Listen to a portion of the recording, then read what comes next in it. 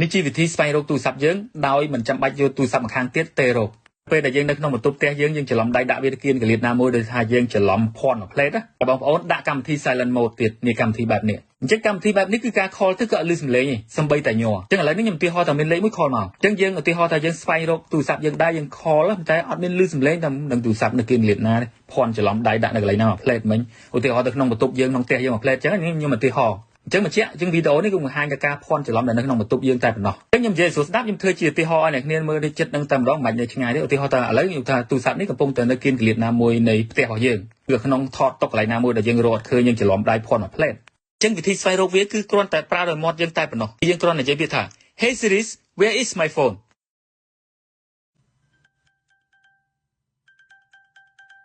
អញ្ចឹងសំឡេងរបស់ទូរស័ព្ទ iPhone ហ្នឹងវាមិនលើឡើងបន្តិចម្ដងខ្លាំងទៅរហូតដល់យើងយកដៃប៉ះវាអញ្ចឹងយើងយកដៃប៉ះបិទវាទៅគឺវាមិនលើសំឡេងរហូតដល់យើងស្វែងរកវាតតែឃើញ